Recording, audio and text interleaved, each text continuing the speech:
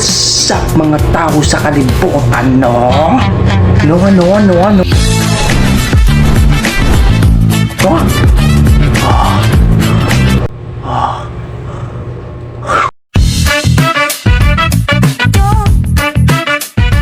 So yun, ngayon, tuturuan ko kayo kung paano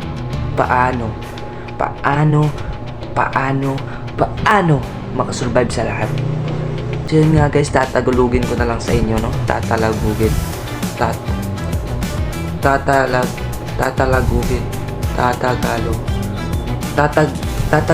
ko na lang, no? King inang yan. Tatagalugin ko na lang, no? Para mas maintindihan ng lahat at para mas maintindihan ninyo. Gets nyo ba? Gets nyo, di ba? So yun nga guys, paano nga ba makakapasa? Especially kung magiging college student ka na. So tuturuan kita, no? Huwag kang umalis sa video na to kasi tuturuan kita kung paano ang tips and tricks kung paano ka makakapasa sa eskwelahan na pinapangarap mo. No? Kung sa mga hindi yung nakakaalam, dito po ako nag-aaral ngayon sa Negros Oriental State University, which is dito sa Dumaguete, no? Mga hindi rin po nakakaalam, makapag-stop din ako ng pag-aaral 1 taon, no? Bago ako nakapasok dito sa Norso, dumaan muna ako sa maraming pinagdaanan, no, sa buhay ko ng puking inang yan. Pagkuha ng exam na yan, pagsagot ng mga interview na yan, naranasan ko yan lahat, no? So yun nga mga pare, no, mga kaibigan, mga upcoming college student, no, makinig kayo sa sasabihin ko, no? Hindi ko na patatagalin pa. Ang unang-una sa listahan talaga na i-recommend at masasuggest ko sa inyo, no, tips and tricks. Unang-una is maging handa kayo, no? Kasi kapag sinabi natin magiging college student ka na, tapos especially na sa mga malalayong lugar, no? Kung saan planeta ka man galing, no? Recommend ko sa inyo, no, na maging handa kayo. Kasi yung college student hindi po basta-basta, especially kung malayo ka sa lugar ninyo, especially kung malayo ka sa pamilya nyo. Kasi sobrang challenging ng mga pagkuha ng exam pa lang, no? Kasi sobrang risky kung makakapasa ka ba o hindi. Pera din yung pinag-uusapan yung pamasahe. Kasi ngayong 2026, no, alam nyo naman, no, sobrang mahal na ng gasolina. Kung may motor ka, pasalamat ka kung may motor ka, no. Privilege yun, no. Privilege yun ng isang tao na merong motor. Kasi ako kasi wala akong motor, no. Kawawa naman. Baka naman. Pero kahit ganun, risky pa din kasi nagsayang ka ng gasolina tapos hindi ka makakapasa, di ba? Ang mahal ngayon ng gasolina, no? Kumbaga, kailangan mo muna mag-invest. Pag-usapang malalayong lugar kasi tapos nag-college ka, isipin mo talaga, no? Mag-expect ka na sobrang risky, no? Mag-invest ka talaga na ng pera, no? Para sa pamasahe, para sa gasolina. Kung may motor ka, sa gasolina. Kung commute ka naman, pa sa pamasahe, no? Tapos ending nun, hindi ka makakapasa. Kaya kung malayo ka sa lugar ninyo, no, kuha ka ng exam sa mga gusto mong eskwelahan, dapat kailangan maging handa ka. Pag-ipunan mo yung pamasahe mo, pag-ipunan mo yung gagastusin mo, no? Kung may trabaho ka, pag-ipunan mo. Kung binibigyan ka lang, kung palamunin ka lang sa bahay ninyo, no? Ipunin mo yun lahat para makapag-exam ka sa eskwelahan na gusto mo, no? Pangalawa, maging confident ka. Kasi kung wala kang confident, no? Sabihin natin wala kang confident, tapos kukuha ka ng exam, ano-ano na lang i-overthink mo doon. Sumasakay ka pa lang ng jeep, nagdadrive ka pa lang ng motor mo, ano-ano na pinag-iisip-isip mo. Paano kung di ako makakapasa? Paano kung ganyan? Paano kung ganito? Puking inan mo, di ba? Dapat meron kang confident habang nagdadrive ka pa lang, sasabihin mo na, alam ko naman papasa ako dun eh. Mahal ako ni Lord. Yun dapat yung iniisip mo.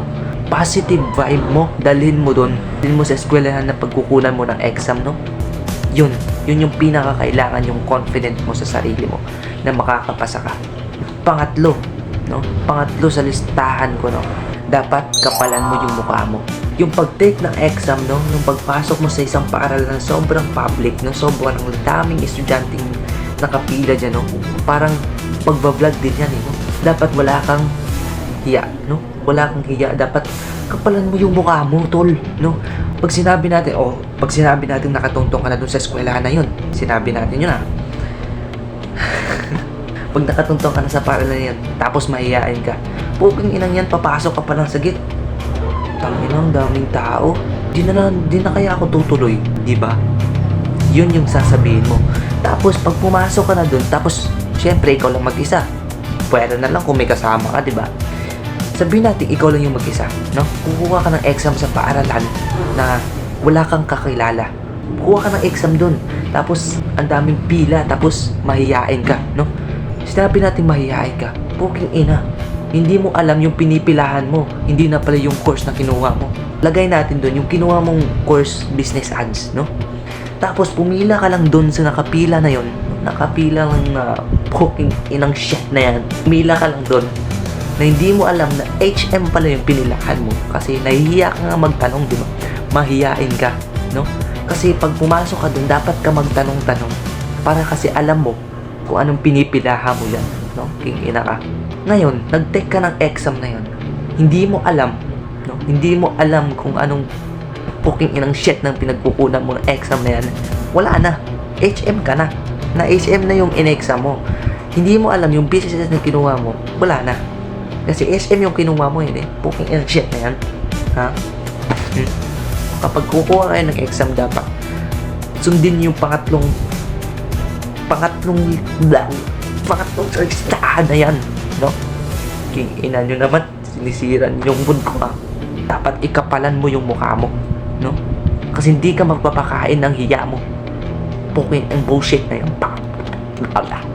So yun nga, nagawa mo yung tatlo na yun na sinabi ko sa'yo, no? Pag nagawa mo na yun, proceed tayo, no? Proceed tayo sa tips and tricks kung paano ka makakapasa sa exam ng madalian. Yung walang pressure, yung hindi mo kailangan Gets mo? Sabihin natin nakalampas ka na doon, no? Tapos kukuha ka na ng exam. Alam mo na kung saan ka kukuha ng exam. Kumukuha ka ng exam, no? Computer yun eh. Meron kasi mga pattern doon, no? Mga pattern sa exam na yun. Kung hindi mo alam bullshit ang takinan yun, no? Tol, sinasuggest ko sa'yo, recommended ko talaga sa inyo, tol, na huwag kayong ma-pressure, no? Dapat bago ka palang gumawa ng kalokohan, no? Bago ka palang kumuha ng exam na yan, dapat may idea kung anong exam na yan. Unang-unang gagawin mo, tol, no? Kapag hindi ka pa nakapag-exam, no? Kung may load ka dun sa pilahan na yan, kung may load ka, tapos habang pumipila ka dun, no? Mag-research ka kung anong dapat i-exam. O kung pwede, dun sa bahay nyo pa lang, nag-research ka na kung anong yung entrance exam na tinatawag, no? At kung anong mga tipo ng mga exam na yung puking inang yan, no? Ako, simula nung nag-take ako ng exam nung first year ako, no? Halos lahat, di ko ina-analyze lahat yun. Lahat yun, puking inang bullshit na yan. Pinaglalagyan-lagyan ko lang kung ano-ano dun. Kasi alam nyo mga kaibigan, kapag will ni God, no? Pag gusto ng Panginoon na ipapasa kayo sa eskwelahan na yan, ipapasa ka niya kahit hindi mo yan, effortless, kumbaga. Huwag mong i-pressure yung sarili mo, no? Kung nag-e-exam ka na, yun yan, meron kasing oras yan, mga kaibigan. Merong oras yan. So kung pag natapos niyang oras niyan, tapos hindi mo nakuha yung exam lahat, no, meron kasing mga items yan, lagay natin 100 items, kumbaga, ewan ko ba yun? Basta meron yun, makinig ka. Pangalawa sa listahan, mga tol, no? Makinig ka. Side eye, no? Yung side eye, mga kaibigan, no? Yung side eye, mga kaibigan, no? Natatawa ako sa mga naiisip ko ngayon, no? Pangalawa sa listahan is yung side eye. Kapag kumukuha ka na ng exam na yan, tapos wala kang confident na tinatawag sa mga sagot mo, no? Sinabi ko kanina, huwag mong i-pressure yung sarili mo. Kasi kapag pinressure mo yung sarili mo, dun ka malulugi, no? No. Kuha ka na exam. Ganun yung side eye. Sa naranasan ko lang to, sa na-experience ko to, wala kasing nagbabantay sa exam namin. Noon, no? Nung entrance exam namin. Kapag napansin mo sa paligid na walang nagbabantay sa iyo, pwede mong gamitin yung side eye. Depende yan eh. Depende ko yung pinag-i-exam nyo, merong cover, no? Minsan kasi merong cover eh. Pero pinipilit, kapag gusto, pinipilit mo dapat, no? Hindi mo kayo tinuturuan ng kagaguhan, pero tinuturuan ko kayo kung paano mas mapadali, no? Yung pagkuha nyo ng exam, paano makapasok sa paaralan na yan. Tapos na tayo sa tips and tricks paano makakuha ng exam. Tapos na yun. Tapos na. Ilagay natin dyan, nakapasa ka sa exam. Tapos meron ka ng interview. No? No? No? Meron ka ng interview. Ayan. Sabihin natin meron ka ng interview. So, yung unang-unang tips and tricks na ituturo ko sa'yo sa interview, no? During interview. Confident. No? Same ng sinabi ko kanina, confident is kailangan mo sa lahat ng bagay or sa lahat ng aspeto ng buhay mo. Saan ka man pupunta, kailangan ng confident. Pag naghahanap ka ng trabaho, kailangan mo ng confident. Pe-perform ka sa stage, kailangan mo ng confident. Lahat. Eh ngayon, mag-i-interview ka, no? I-interviewin ka sa eskwelahan. E-expect ka na, no? Mag-e-expect ka na English yan. Kaya kailangan mo ng confidence sa sarili, tiwala sa sarili. Yun yung pinakaunang gawin mo, no? Pangalawa, pagpasok mo pa lang sa pinto, labas na agad yung dila mo.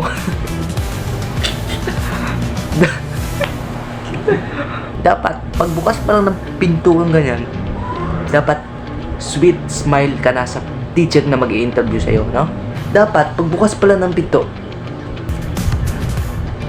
naka-sweet smile ka na, no? Kumbaga, yun yung magpapakita na may confident ka sa sarili mo. Kasi nakangiti ka. Alam nga naman pagpasok mo dun, sino yung mag-interview sa akin? Tol, no? Kaibigan, mga kaibigan, huwag niyong gagawin yun, no? Kapag pumasok kayo sa pinto, dapat nakangiti kayo. Kasi yun yung pinakaunang nakikita ng teacher o mag-i-interview sa inyo. No? Pangatlo sa listahan, no? Dapat kapag ini-interview na kayo, i-analyze nyo yung sagot. I-analyze nyo yung question sa inyo. Pag sinabi sa inyo, what is your name? Anong pagkakaintindi mo dun? Anong sabihin nyo yun? Pangalan ng kapitbahay nyo, di ba? So yun nga, siyempre dapat i-analyze mo yung question sa'yo ng teacher nang nag-i-interview sa'yo. Dapat sasabihin mo, my name is Sam Daniel Cañete, ma'am. Pero, hindi ganun yung expression. Dapat nakangiti. Di ba? Sinabi ko sa inyo sa pangalawang tips and tricks na yun, dapat nakangiti, no? My name is Sam Daniel Cañete, ma'am. Ganun dapat, no? Ganun lakas ng dating mo dapat sa mga teacher na yan. Tapos, kapag sinabi sa'yo, no? Kapag tinanong sa'yo ng teacher, bakit gusto mo mag-aral dito? No? English yun eh. No, imagine nyo English yun. Why?